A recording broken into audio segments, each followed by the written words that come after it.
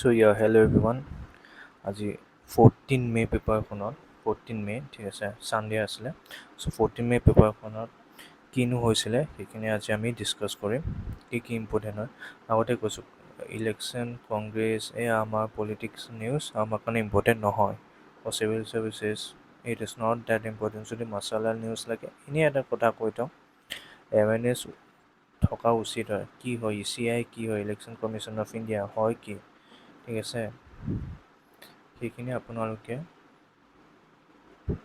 যোনখিনি ইলেকশ্যনৰ ওপৰত ইম্পৰ্টেণ্ট হয় ইলেকশ্যনৰ মানে টপিকটোৰ ওপৰত ইম্পৰ্টেণ্ট সেইখিনি পলিটিৰ আপোনালোকে তাৰপৰা পঢ়ি ল'ব ইলেকশ্যনৰ পলিটি এনাফ হয় তাৰপিছত গিগ ৱৰ্কাৰ ইকনমিত ইভেন 2020 আপোনাৰ কৰোণা টাইমত গিগ ৱৰ্কাৰ বহুত হৈছে গিগ ৱৰ্কাৰ কাক কয় এই যে চুইগি জমেট' ডেলিভাৰী মানুহসকল যে থাকে ডেলিভাৰী বয় ডেলিভাৰী কৰে তেওঁলোকক গিগ ৱৰ্কাৰ বুলি কয় মানে টেম্পৰেলি তেওঁলোকে কাম কৰি থাকে এটা টেম্পৰাৰী হয় পাৰ্মানেণ্ট নহয় জবটো আৰু সিহঁতৰ সেইটোৱে মানে টেম্পৰাৰী জব হয় অনলি আৰু টাইমৰ লগত সিহঁতে টাইম আৰু অৰ্ডাৰৰ ওপৰত পইচা পায়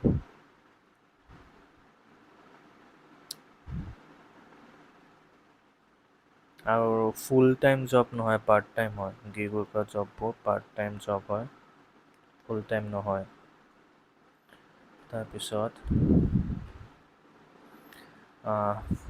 এইটো ইম্পৰ্টেণ্ট হয় পাৰাগুৱে ইণ্ডিয়াৰ ৰিলেশ্যনশ্বিপ বায়'লেটেৰেল ৰিলেশ্যনছৰ কথা কৈছে 62 years old ৰিচেণ্টলি চ' 62 years হৈছে চ' এটা মই কৈ দিছোঁ এতিয়া আয়াৰ যেতিয়া আমি পঢ়োঁ ফাৰ্ষ্টত এখন কাণ্ট্ৰিৰ লগত মানে আয়াৰ মানে ইণ্টাৰনেশ্যনেল ৰিলেশ্যনছ ফাৰ্ষ্টত কাণ্ট্ৰিখনৰ লগত হিষ্ট্ৰী কেনেকুৱা আছিলে তাৰপিছত আমাৰ বায়'লেটেৰেল টাইজ কিবা আছে নেকি ঠিক আছে তাৰপিছত হৈ গ'ল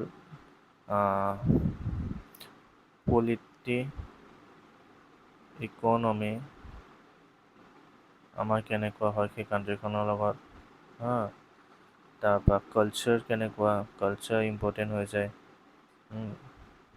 সেই গোটেইখিনি বস্তু আহি যায় কিন্তু আপোনালোকে চাওক ইয়াতো পলিটিকেল টাইজ দিয়া আছে হেডিঙত বায়'লেটেৰেল ট্ৰেড দিয়া আছে ট্ৰেড ইম্পৰ্টেণ্ট হয় টেকনিকেল আজিকালি এইটো টেকনিকেলটো আহি গৈছে মানে টেকন'লজিও আহি গৈছে ইনভেষ্টমেণ্ট জইণ্ট ভেঞ্চাৰ্ছ লাষ্টত কালচাৰ চ' এইটো এখন আমাৰ কাণ্ট্ৰিৰ ওপৰত যেতিয়া আমি পঢ়োঁ বহুত ইম্পৰ্টেণ্ট হৈ যায় চ' এইখিনি আপোনালোকে চাই ল'ব 14 মে পেপাৰখনত তাৰপিছত গোটেই ইলেকশ্যনৰ নিউজখিনি কাম নাই এইটো একো নাই গভৰ্ণমেণ্ট পলিটিক্সো একো নাই ইয়াতো একো নাই মই এনেও কৈছোঁ ছানডে বহুত কম আৰ্টিকেল আপোনালোকে পঢ়িব লাগে ইমান বেছি নালাগে ইয়াত চাওক ইকনমি পেজটোত ইম্পৰ্টেণ্ট আছে প্ৰভাইড কভাৰ ফৰ মাদাৰ্ছ আণ্ডাৰগ'য়িং চাৰ'গেচিটো বহুত এটা ইম্পৰ্টেণ্ট টপিক হয় এইটো হয় কি চাৰ'গেচিটো চ' আমি বায়'লজি আমাৰ বায়'টেকন'লজিও আমাৰ ছায়েন্স এণ্ড টেকত আছে চ' ছায়েন্স এণ্ড টেকত টপিক হয় বায়'লজিও আমি পঢ়িব লাগে চ' চাৰ'গেচি টেকনিকটো কেনেকুৱা চাৰ'গেচিৰ ওপৰত কি বিল আছে আমাৰ ইণ্ডিয়াত আমাৰ কি ৰুলছ এণ্ড ৰেগুলেশ্যন আছে চাৰ'গেচি চেম ছেক্স পাৰ্চনে চাৰ'গেচি কৰিব পাৰে নে নাই চ' বিভিন্ন ধৰণৰ কুৱেশ্যনছ আহি যায় মেইনছৰ ৰিলেটেড এইটো মেইনছৰ টপিক হয় চাৰ'গেচি ইভেন প্ৰিলিমতো আহিব পাৰে প্ৰিলিমত আপোনালোকৰ ল'ৰ ওপৰত আহিব বিল ল' এক্ট কি আছে তেনেকুৱা আহিব চাৰ'গেচিৰ ওপৰত আহিলে এতিয়া চাওক IRDAI কি হয় এইটো insurance regulatory and authority and development authority of India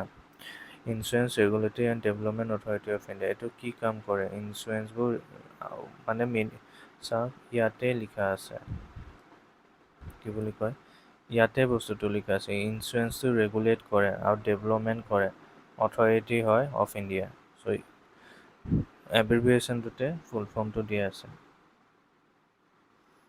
চ' সেইটো ইম্পৰ্টেণ্ট হয় এইটো তাৰপিছত ক্ৰেডিট ক'ড এতিয়া চাওক এতিয়া যোনে ফাৰ্ষ্ট টাইম পেপাৰ পঢ়িছে তেখেতলোকৰ কাৰণে ইকনমি ছেকশ্যনটো প্ৰথমতে অলপ কিবা বুজি নোপোৱা চিনা লাগিব কিন্তু উইথ টাইম আপোনালোকে গম পাই যাব। এতিয়া বেংক ক্ৰেডিট কাক কয়?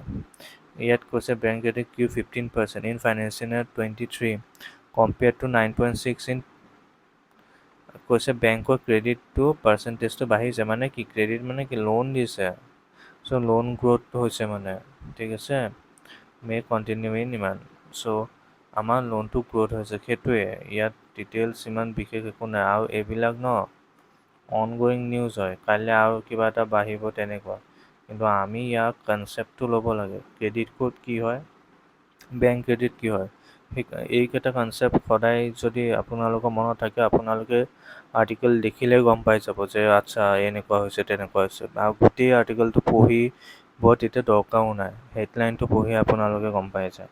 কাৰণ এনেকুৱা কুৱেশ্যনছ কেতিয়াও নুসুধে কিন্তু না প্ৰিলিমত না মেইনছত। চাওক এতিয়া SCO member states adopt India's digital public infrastructure proposal. এইটো বহুত ইম্পৰ্টেণ্ট নিউজ হয়। আমাৰ দেশৰ আমাৰ ইণ্ডিয়াৰ ইনফ্ৰাষ্ট্ৰাকচাৰ যোনটো আমাৰ প্ৰপ'জেল আছিলে পাব্লিক ইনফ্ৰাষ্ট্ৰাকচাৰ ডিজিটেল মানে আমাৰ টেকন'লজিটো তেওঁলোকে এডপ্ট কৰিছে। চ' এইটো বহুত ডাঙৰ নিউজ হয়। চ' এইটো ইম্পৰ্টেণ্ট হয়। আমাৰ UPI ৰিচেণ্টলি ইণ্টাৰনেশ্যনেল হৈছে আৰু UPI লগত আৰু এটা ইণ্টাৰনেশ্যনেল হৈছিলে। কি হৈছিলে ময়ো পাহৰিছোঁ। UPIটো হৈছে আৰু এটা কিবা এটা হৈছিলে আমাৰ মানে বেলেগ দেশো এডপ্ট কৰিছিলে। পাহৰিছোঁ মই এইটো। এতিয়াতো এইটোও হৈ গ'ল ইনফ্ৰাষ্ট্ৰাকচাৰটো আমি ক'ব পাৰোঁ যে তেখেতলোকে লৈছে ঠিক আছে। তাৰপিছত G7 কৈছোঁ। G7 যেতিয়া আহে মেম্বাৰ কাণ্ট্ৰিজখিনি চাব ইয়াৰ G7 যিমান ইকনমি হয় ন BRICS, Brazil, Russia, India, China, South Africa মিলি ইকনমি বেছি হয়। মানে G7 ইকনমিয়ে কম। G7টো কিয় ক্ৰিয়েট কৰিছিলে? তেওঁলোক ৱৰ্ল্ডৰ চবতছে মানে ধনী কাণ্ট্ৰি হয় 7খন কাণ্ট্ৰি ইকনমি ৱাইজ। কিন্তু এতিয়া ব্ৰিক্সে G7 বিট কৰি দিছে ইকনমি ৱাইজ। চ' বহুত ডাঙৰ কথা এইটো চ' এইটো এটা US ডেপ ক্ৰাইচিছৰ ওপৰত মানে এটা তেখেতলোকৰ ৱাৰ্ণিং চলি আছে। সেয়াই এটা অভাৰঅল মানে just have a read. You don't have to go deep in this article. Just have a point of view and that's it. এনেকুৱা ধৰণৰ কুৱেশ্যনছ केতিয়াও नाहे। इस टाइप के क्वेश्चंस कभी भी नहीं आएगा एग्जाम पे। Just you have to know that G7 क्या है and what are the use। G7 का पॉइंट ऑफ व्यू देखना पड़ेगा Indian point of view say. G7 G8 होने अभी बहुत चांसेस है कि ये G8 भी हो सकता है। तो ইণ্ডিয়াক এতিয়া ইম্প্ৰুভ কৰিব পাৰি। ইয়াত মই হিন্দীতে মানে কৈ আছিলোঁ অলপ নিজৰে মানে ফ্ল'টো ধৰি গ'ল বাৰু। এনিৱেজ একো নাই, অসমীয়াত ক'ম চৰি।